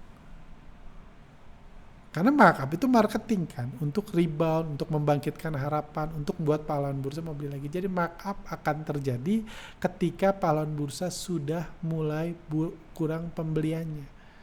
Udah nggak sanggup beli lagi. Itu terjadi. Mungkin itu yang terjadi di BBCA kemarin. Karena pahlawan bursa semakin kesini semakin sedikit beli BBCA, makanya BBCA naik. Butuh marketing kayak gitu. Itu kapannya, jadi lihat aja. Kalau di tools foreign flow kami ada indikator namanya pattern of pahlawan bursa. Dia melihat kapan pahlawan bursa itu udah habis banget. Itu ciri-ciri, wah itu ini. Tapi jawab pertanyaan kedua, menurut pengalaman, tips cari profit ketika sedang markup tanpa akumulasi itu cara trading yang lebih sulit. Lebih enak itu beli ketika bandarnya akumulasi. Ketika bandarnya markup itu biasanya cepat, langsung loncat, dan setelah Anda harus cepat jual. Karena ketika dia Anda boleh beli ketika markup, tapi ketika dia jualan Anda harus siap-siap jual kan. Ketika dia mulai distribusi, mulai profit taking, harus siap-siap jual. Jadi lebih ribet. Tips saya itu ya, kalau saya trading cepat aja. Nggak punya harapan terus naik, nggak itu ya. Kalau itu ya saya tunggu aja. Kalau ada indikasi jelek saya jual. Untung lumayan saya jual. Ya itu aja yang saya lakukan sekarang. Kayak gitu. Jadi ya itu tipsnya sih, trading jangka pendek, trading gesit gitu. Jangan average down, average up, average down. Jadi nggak gesit kalau kebanyakan. Karena nggak bisa jual dengan mudah kayak gitu itu. Jadi itu tanpa akumulasi ya saya selalu bilang ya, kalau ke alumni ya, jauh lebih gampang kalau fokusnya hidup lebih mudah, hidup lebih damai, trading lebih enak, jauh lebih gampang Anda nunggu akumulasi. Cuma kalau nggak datang-datang akumulasinya ya, kalau mau nekat markup ya silahkan, tapi ngerti, ini beda sama trading akumulasi. Kalau trading akumulasi Anda bisa expect harga naik terus, sama seperti tahun lalu. Akumulasi naik ya kita ikutin aja. Kalau markup sebentar, ketika distribusi kita harus keluar. Oke, lanjut. Pertanyaan dari pendukung PP, kenapa Pak PP tidak pernah abang panggil sebagai pahlawan bursa? Menurut saya PP adalah pahlawan bursa yang sebenarnya yang bisa membuat bottom IHSG. Karena yang saya tahu ya, istilah pahlawan itu lebih pas, itu buat yang sudah berkorban, taman makam pahlawan. Istilah yang dipakai yang lebih ini, pahlawan tanpa jasa. Pahlawan yang tewas membela negara, yang gugur membela negara. Pengorbanan para pahlawan. Jadi pahlawan itu biasa nggak menikmati hasil. Kalau menikmati hasil namanya presiden, seskap. Militer mungkin membela negara, cuma dia menikmati hasilnya, nggak disebut pahlawan. At least ya kita nggak menganggap Pak Prabowo pahlawan, tentunya nggak bisa didebat oleh siapapun yang mau tinggal di Indonesia. Pak Prabowo berjasa buat Indonesia sama seperti pahlawan ya, tapi kita sebutnya presiden kan, bukan pahlawan, karena itu menikmati hasil. Karena beliau jadi presiden karena jasa-jasa kebaikan beliau buat Indonesia. Jadi pahlawan itu biasanya nggak menikmati. Jadi saya nggak setuju Pak PP disebut pahlawan. Jenderal iya, oke jenderal, tapi bukan pahlawan. Karena beliau saya harapkan menikmati hasil sebesar-besarnya dari kebaikan beliau menyelamatkan harkat dan martabat IHSG selama ini. Gitu sih. Pahlawan itu yang berkorban. Kayak gitu, yang berkorban, yang nggak dapat tanda jasa. Pokoknya semuanya buat kebaikan orang lain, dia nggak dapat apa-apa. Guru juga kan pahlawan tanpa tanda jasa, karena gajinya 200.000. Nggak ada guru gajinya 25 juta sebulan mau disebut pahlawan, itu nggak ada. Ya gue digaji besar, ini kerjaan gue, ini profesi, I'm a teacher. Kalau guru itu pahlawan tanpa tanda jasa, gajinya 200.000.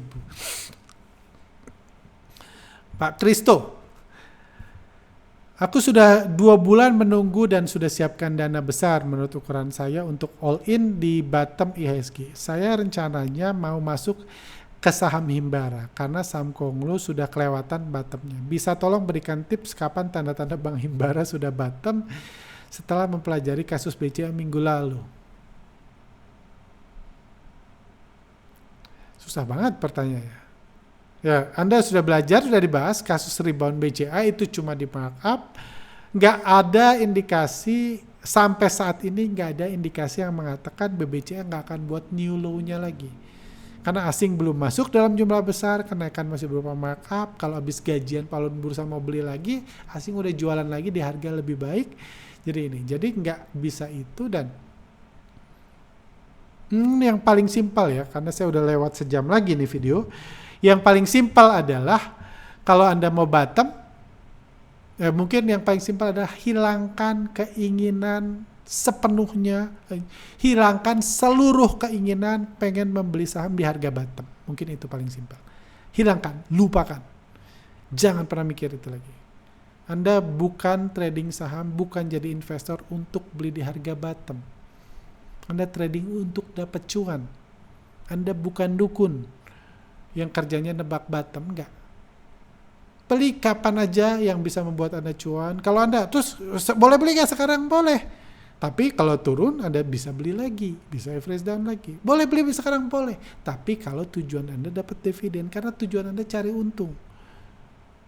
Karena orang yang nebak bottom, ujungnya cuma benar sekali, salahnya 70 kali. Lebih nyangkut. Jadi jangan harapkan Anda beli di bottom. Apa gunanya beli di bottom? Kenapa? Beli di bottom. Karena ada orang beli di bottom besok rebound jual. Ada orang beli udah naik 20% tapi untungnya 20% lagi. Jadi nggak guna dong beli di bottom. Nggak lebih untung juga. Jadi yang penting adalah cari untung. Hilangkan keinginan beli di bottom, itu keinginan yang sesat. Saya nggak berharap beli di bottom. Saya berharap cari untung. Saya nggak beli brand di bottom. Beli. Oh enggak, kan udah arah dulu sehari ya, baru saya beli kan.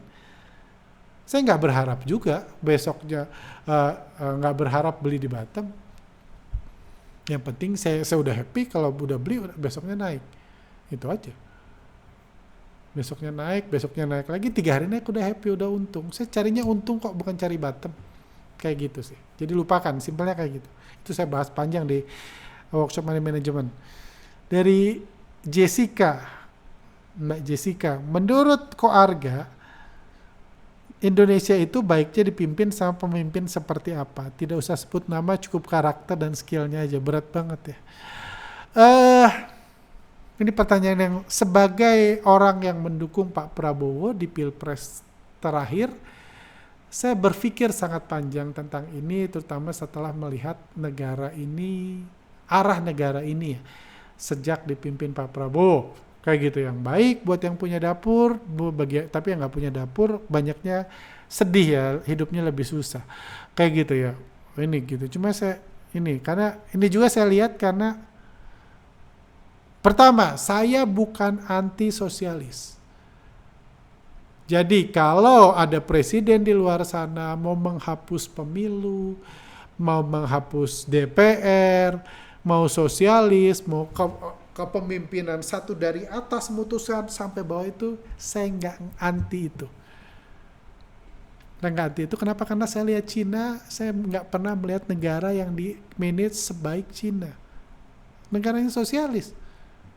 Ada komunis, partainya kok namanya partai komunis, tapi saya nggak menemukan itu lebih baik daripada demokrasi ala Amerika, jauh. Kalau Cina saya kasih nilai 8, itu Amerika itu 2 paling. Jauh lebih bagus Cina. Jadi saya nggak anti itu. Nggak anti pemerintah yang otoriter nggak anti. Tapi pertanyaannya yang mimpinnya siapa? Yang mimpin karakternya gimana? Jadi saya mikir ini banyak. Yang saya temukan pertama mungkin kedepannya ya, kalau di Indonesia masih ada pemilu kedepannya dan kita masih boleh milih presiden dan wakil presiden, bukan cuma wakil presiden ya, takut kan kemungkinan ke depan milihnya wakil presiden. Kalau kita masih boleh milih presiden, saya akan pilih presiden yang at least dari yang penilaian saya, dia nggak fokus sama dirinya sendiri, nggak terlalu nggak terlalu narsistik gitu. Karena orang yang fokusnya diri sendiri pasti nggak bisa ngurus orang lain dengan baik. Yang dia pedulikan cuma dirinya sendiri pasti nggak bisa ngurus orang lain dengan baik. Karena punya negara itu lagi ngomong ngurus orang lain kayak gitu. Juga saya nggak menemukan korupsi itu sesuatu yang itu bukan prioritas. Saya nggak bilang korupsi benar, korupsi itu salah. Cuma menurut saya prioritasnya harusnya bukan di situ. Prioritasnya membangun, meningkatkan kesejahteraan rakyat. Contohnya, kalau saya mau bangun jembatan di satu desa, itu yang bangun jembatan itu koruptor itu. Misalnya saya sebagai swasta, saya mau menyediakan uang untuk bangun jembatan di satu desa. Ada satu desa hidupnya kacau banget, saya kasih uang untuk bangun jembatan. Saya tahu pasti kulinya, kontraktornya segala macam akan ngakalin supaya duitnya sebagian masuk mereka. Jadi jembatan itu dibangun sama koruptor. Simpelnya. Saya punya dua pilihan. Wah, dia korupsi, nggak benar. Gue berhenti bangun jembatan. Bisa. Kayak gitu. Atau saya, ya udahlah, nggak apa-apa. Yang penting jembatan jadi. Yang penting tol jadi. Kan gitu kan? Nggak apa-apa. Yang penting bandara jadi. Yang penting Indonesia dihormati di negara. Nggak apa-apa kerja sama-sama koruptor. Ya kenyataannya kayak gitu kan? Atau yang lebih gila lagi, wah ini kalau gitu gue berantas dulu koruptor. Gue berantas dulu, gue datang bawa pasukan ke desa itu, gue gebugin dulu koruptor. Itu udah beda bisnis. Itu bukan lagi bisnis bangun jembatan, bukan niat bantu jembatan. Pengen jadi polisi, pengen jadi KPK, udah beda bisnis itu. Udah beda urusan.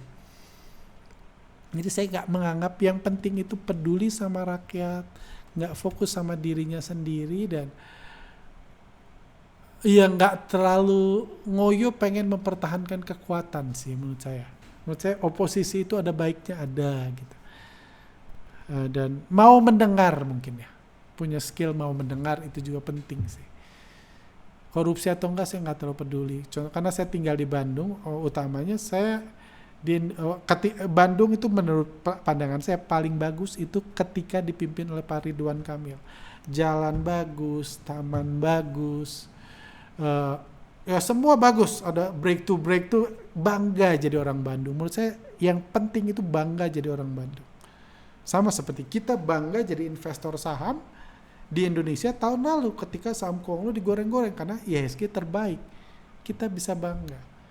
Orang Indonesia pernah bangga waktu Asian Games dilaksanakan di Indonesia, kita bangga jadi orang Indonesia. Saya pernah bangga jadi orang Bandung ketika jalan bagus, lampu jalan terang, taman-taman dibangun. Menurut saya yang penting itu. Pak Ridwan Kamil mau punya istri berapa itu bukan urusan saya. Itu bukan urusan saya, nggak penting. Dia mau korupsi atau enggak, ngelapin itu bukan urusan saya. Enggak itu sih yang saya lihat. Jadi itu yang saya akan cari kalau suatu hari nanti kita sebagai rakyat masih boleh milih presiden. Kayak gitu. Kalau milih wakil presiden ya mungkin pilih Seskap Teddy aja. Oke, lanjut. Kalau Abang ditunjuk menjadi dirut BEI yang baru, strategi apa yang Abang akan lakukan untuk membuat investor asing nyaman berinvestasi di BEI dan kembali memasukkan uangnya di Indonesia? Menurut saya sebagai dirut sih nggak ada yang bisa dilakukan untuk kondisi sekarang untuk membuat asing mau memasukkan uangnya ke Indonesia. Mau free float, dinaikin jadi 70%, mau keterbukaan informasi, nanti setiap orang yang beli saham BBRI nomor WhatsApp-nya dikasih ke asing, mau kayak gitu, mau apapun nggak guna sih. Ini udah di luar ruang lingkup BEI asing. Jadi BEI mau gimana juga, yuk kita trading malam ya biar asing nyaman, tetap nggak akan ngefek sih. Saya rasa nggak ada yang bisa dilakukan untuk membuat asing nyaman dan mau kembali, karena masalahnya jauh lebih besar dari itu. Itu pandangan saya sih. Kayak gitu. Cuma ya itu sih. Saya nggak tahu sih. Intinya ini bukti saya nggak pantas jadi dirut BI, karena saya aja clueless banget ya. Saya nggak tahu sih. Dan saya kalau nggak tahu ya saya bilang nggak tahu lah. Ada orang kalau nggak tahu ngarang kan. Kalau saya nggak tahu aja. Oke, sampai sini aja. Thank you buat teman-teman. Semoga bermanfaat. Kita doakan yang terbaik buat negeri ini, yang terbaik buat pemilik dapur MBG, yang terbaik buat penerima MBG, yang terbaik buat Indonesia. Indonesia aman, IHSG digoreng setinggi-tingginya, dan kita sebagai investor bisa merasakan manfaat keuntungan dari kondisi terkini. Kita doakan terus. Indonesia butuh banyak didoakan, butuh banyak didukung, dan kita harapkan semuanya baik-baik saja ke depan. Oke, sampai sini. See you next time.